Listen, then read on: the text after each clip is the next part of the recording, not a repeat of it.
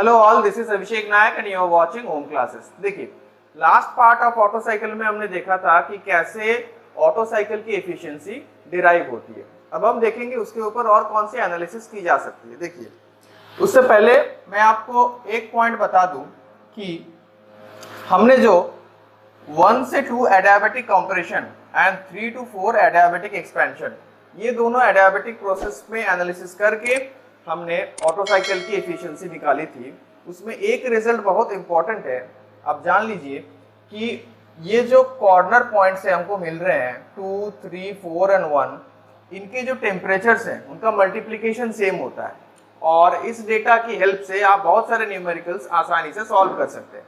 देखिए, हमारे पास 1 है इधर और इधर 3 है, दो कॉर्नर पॉइंट टेम्परेचर्स का मल्टीप्लिकेशन सेम होगा, मतलब T1 एंड T3 का multiplication will be equal to T2 and T4 का मल्टीप्लिकेशन। ये रिजल्ट्स आप डायरेक्टली यूज कर सकते हैं। एंड सिमिलरली प्रेशर के केस में भी सेम रिजल्ट आएंगे। 1 का प्रेशर 3 का प्रेशर का multiplication P1 and P3 will be equal to P2 and P4, P2 and P4। ये रिजल्ट्स आप डायरेक्टली याद कर सकते हैं, न्यूमेरिकल में बहुत बहुत काम आता है। ओके, नेक्स्ट हम आगे बढ़ते हैं ऑटो साइकिल की जो एफिशिएंसी है उसके साथ। देखिए, ऑटो साइकिल की जो एफिशिएंसी हमारे पास निकल के आई वो है eta equals to 1 minus 1 by are to the power gamma minus 1, जहाँ पे आर है कॉम्प्रेशन रेशियो एंड गामा है एडियाबेटिक इंडेक्स। अब इससे बहुत अच्छे से हमको समझ में आ रहा है कि ऑटो साइकिल की जो एफिशिएंसी है वो दो पैरामीटर्स के ऊपर डिपेंड कर रही है, मतलब it is a function of two parameters. एक है r compression ratio and another one is gamma adiabatic index. मतलब इन्हीं दोनों पैरामीटर्स को हम अगर बढ़ाएंगे या घटाएंगे, इसी के ऊपर डिपेंड करेगी एफिशिएंसी हमारी बढ़ेगी या घटेगी। तो फर्स्टली हम देखते हैं, अगर हम आर कॉम्प्रेशन रेशियो को इंक्रीज करते हैं तो क्या मिलता है। आर अगर कॉम्प्रेशन रेशियो में इंक्रीज कर रहे हैं तो ये वाला term r to the power gamma minus 1 increase हो रहा है, r to the power gamma minus 1 increase हो रहा है। इसके साथ साथ 1 by are to the power gamma minus 1 decrease होगा, 1 by are to the power gamma minus 1 ये डिक्रीज होगा, और ये वाला जो पूरा टर्म है 1 minus 1 by are to the power gamma minus 1 वो अल्टीमेटली इंक्रीज हो जाएगा। तो 1 minus 1 by are to the power gamma minus 1 ये वाला इंक्रीज हो जाएगा। That means efficiency of the Otto cycle is increasing while we are increasing the compression ratio. All right. Next देखिए gamma. Gamma को अगर हम इंक्रीज करते हैं तो क्या होता है, गामा को इंक्रीज करने से R का जो पावर है गामा माइनस 1 वो इंक्रीज हो जाएगा। That means R to the power gamma minus 1 increase हो गया। इसके साथ साथ 1 by are to the power gamma minus 1 वो डिक्रीज हो जाएगा, 1 by are to the power gamma minus 1 वो डिक्रीज हो जाएगा, and along with that 1 minus 1 by are to the power gamma minus 1 that will ultimately increase. So हम ये बोल सकते हैं कि अगर हम गामा को भी बढ़ाएं तो भी हमारी ऑटो साइकिल की जो एफिशिएंसी है वो इंक्रीज होगी। ये दोनों जो रिजल्ट है ये बार बार आपके एग्जाम से पूछी गई है, चाहे वो आरआरबी हो, एसएससी हो या कोई भी स्टेट पीएससी हो। ऑलराइट, तो ये दोनों रिजल्ट हमको याद रखने। अब आप प्रश्न करेंगे कि सर गामा इंक्रीज करने पर एफिशिएंसी इंक्रीज हो रही है और कॉम्प्रेशन रेशियो आर इंक्रीज करने पर भी एफिशिएंसी इंक्रीज हो रही है, तो इसको हम किस लिमिट तक इंक्रीज कर सकते हैं, चलिए देखते हैं। देखिए, हमारे पास अभी गामा है, हमने अभी जाना कि गामा को अगर हम इंक्रीज करते हैं तो हमारी एफिशिएंसी इंक्रीज हो रही है, पर इस गामा को कितना इंक्रीज कर सकते हैं। देखिए, गामा को इंक्रीज करना हमारे हाथ में नहीं है।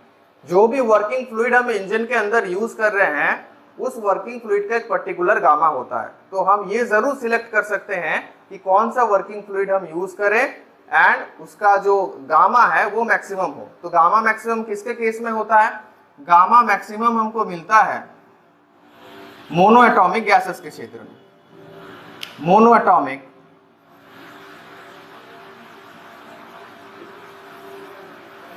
गैसेस के लिए हमें गामा मैक्सिमम मिलता है। मोनोएटॉमिक गैसेस कौन कौन से होते हैं, जितने भी हमारे इनर्ट गैसेस हैं सारे मोनोएटॉमिक हैं, जैसे हीलियम हो गया, नियॉन हो गया, आर्गन हो गया, एक्सेट्रा।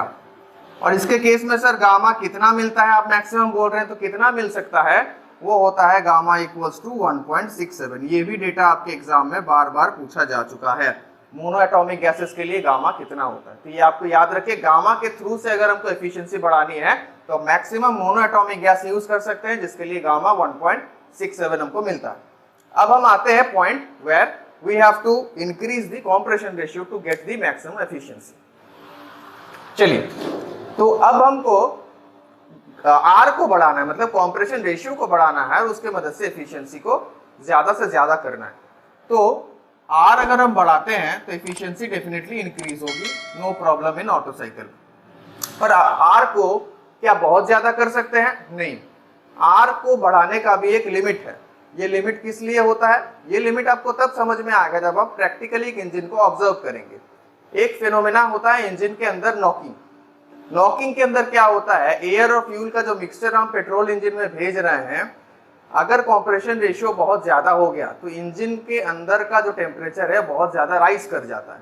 इससे क्या होता है, स्पार्क प्लग की मदद से जब इग्नाइट होना चाहिए एयर फ्यूल मिक्सचर, उसके पहले ही इग्नाइट हो जाता है, इसको प्री इग्निशन बोलते हैं, and that is where the knocking phenomena takes place, जिससे हमें ऑप्टिमम वर्क आउटपुट नहीं मिल पाता है क्योंकि इग्निशन एक्चुअल टाइम से पहले ही हो जाता है। तो नॉकिंग फिनोमेना एक ऑब्स्ट्रक्शन है आर को इंक्रीज करने की, ठीक है।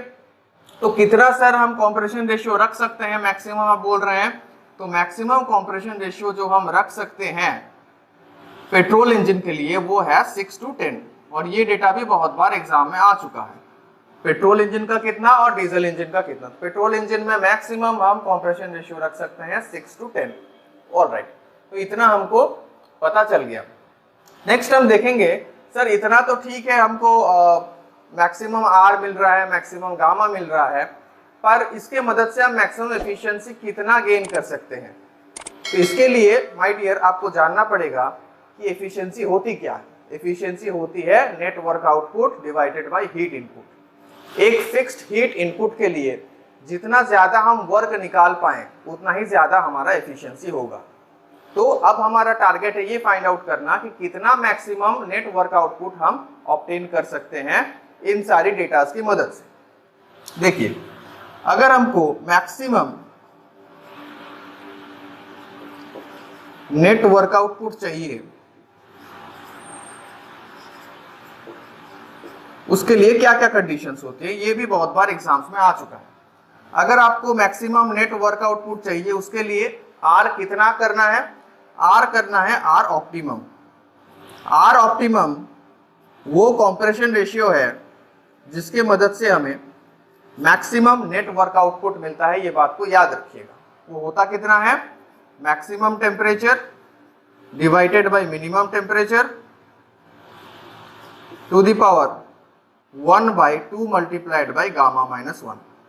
इतना अगर आप कॉम्प्रेशन रेशियो रखते हैं तो आपको मैक्सिमम नेट वर्क आउटपुट मिलेगा। इसके साथ अगर मान लीजिए सर हमने इतना गामा और आर की मदद से ऑप्टिमम कॉम्प्रेशन रेशियो हमने रख दिया, तो हमें मैक्सिमम वर्क आउटपुट कितना मिलेगा? तो मैक्सिमम नेट वर्क आउटपुट कितना मिल सकता है? CV times square root of t maximum minus square root of t minimum whole to the power square. इतना हमें मैक्सिमम नेट वर्क आउटपुट मिलेगा। ध्यान रखिएगा, t maximum and t minimum एक continuous square root में नहीं आता, अलग अलग स्क्वायर रूट में आता है। बच्चों को ये कंफ्यूजन बहुत होता है, ठीक है। यहाँ पे टी मैक्सिमम का मतलब साइकिल के अंदर जो भी मैक्सिमम टेम्परेचर हो रहा है, मतलब 3। टी मैक्सिमम का मतलब हम T3 की बात कर रहे हैं, और टी मिनिमम मतलब सबसे निचला टेम्परेचर टी मिनिमम हम T1 की बात कर रहे हैं, ठीक है। अब इसका जब डेरिवेशन होता है, ये तो मैंने आपको डायरेक्ट रिजल्ट्स बता दिए। एक्चुअली डिफरेंशिएशन के मदद से कॉम्प्रेशन रेशियो के डिफरेंशिएशन अगर हम करेंगे विथ रिस्पेक्ट टू दैट, तो हमको कुछ डेटा और मिलती है, जैसे T2 एंड T4 मतलब temperature after finishing the compression and temperature after finishing the expansion. ये दोनों की जो वैल्यूज है वो एक स्क्वायर रूट के फॉर्म में मिलती है। मतलब T2 will be equal to T4, ये दोनों इक्वल हो जाते हैं और इनकी वैल्यू जो हमें मिलती है that is T maximum multiplied by T minimum. मतलब T मैक्सिमम और T मिनिमम की जो जियोमेट्रिक मीन होती है that is the value of T2 and T4। ठीक है, ये तीनों रिजल्ट्स आपको मैक्सिमम नेट वर्क आउटपुट के कंडीशन में याद रखनी है। These are the some basic results. Alright, तो ऐसा अगर हम करते हैं, मान लीजिए मेरे पास मैक्सिमम नेट वर्क आउटपुट आ रहा है, तो जो टीएस डायग्राम है वो कैसा बनेगा, चलिए देखते हैं। तो टीएस डायग्राम जो बनेगा for maximum net work output वो कैसा बनेगा, देखिए हम यहां से यहां जो है, यहां से यहां जो है कॉम्प्रेशन प्रोसेस कर रहे हैं, ये टीएस होगा, टेम्परेचर एंड एंट्रोपी। सो यहां से यहां 1 to 2 हम कॉम्प्रेशन कर रहे हैं, रिवर्सिबल एडियाबैटिक और आइसेंट्रोपिक कॉम्प्रेशन। एंड यहां से यहां 2 to 3 हम कर रहे हैं हीट एडिशन। एंड हमने बोला कि T2 का जो टेम्परेचर होगा वही T4 का टेम्परेचर होगा, T2 का जो टेम्परेचर होगा वही T4 का टेम्परेचर होगा। So it will look like this. And यहां से हम इसको जोड़ देंगे, तो this will be 3 to 4 and this will be 4 to 1। तो T2 एंड T4 का टेम्परेचर सेम है, T2 इक्वल्स टू T4। ऐसा कुछ टीएस डायग्राम हमारा दिखेगा। ऑलराइट, तो इसके साथ साथ ऑटो साइकिल हमारा कंप्लीट होता है। एक्चुअली ऑटो साइकिल को कंप्लीट करने के लिए डिटेल क्लासरूम में 4 to 6 आवर्स लगते हैं। बहुत सारे डेरिवेशंस है, बहुत सारे अदर डायग्राम्स है, फैक्टर्स हैं। उसको कंप्लीट करने के लिए हम लोगों का ऑलरेडी ऑनगोइंग बैचेस चल रहे हैं for RRB JE, SSC JE and state पीएससीज। अगर आप उसको अवेल करना चाहते हैं तो ओम क्लासेस के साथ कांटेक्ट करें। कांटेक्ट के डिटेल्स जो है वो आपको डिस्क्रिप्शन बॉक्स में मिल जाएंगे। एंड इसके साथ साथ एक्चुअली बेसिक थर्मोडायनामिक्स से हम लोग स्टार्ट करते हैं एंड इसके बाद IC engine, RAC, power plant, ऐसे सीरीज चलता है। सो आईसी इंजन का जो ऑटो साइकिल का पार्ट है ये सब जो है वो अप्लाइड थर्मोडायनामिक्स के अंदर आता है। जब तक आप थर्मोडायनामिक्स के बेसिक प्रिंसिपल्स को नहीं समझेंगे, बेसिक कॉन्सेप्ट्स को नहीं समझेंगे, तब तक आप आईसी इंजन, आरएसी ऐसे थर्मल अप्लाइड सब्जेक्ट्स में उस कॉन्सेप्ट्स को यूज नहीं कर पाएंगे। तो पहले थर्मोडायनामिक्स को पढ़ना पड़ता है। अगर आप एक पर्टिकुलर सीरीज में इस चीज को कंप्लीट करना चाहते हैं तो हम लोग के साथ जुड़िए। सारे सब्जेक्ट्स डिटेल में कंप्लीट की जाएंगी, आपको पीडीएफ नोट्स प्रोवाइड की जाएंगी और उसके साथ साथ प्रैक्टिस क्वेश्चंस और मॉक टेस्ट भी प्रोवाइड की जाएंगी। So thank you very much ये वीडियो देखने के लिए। All the best.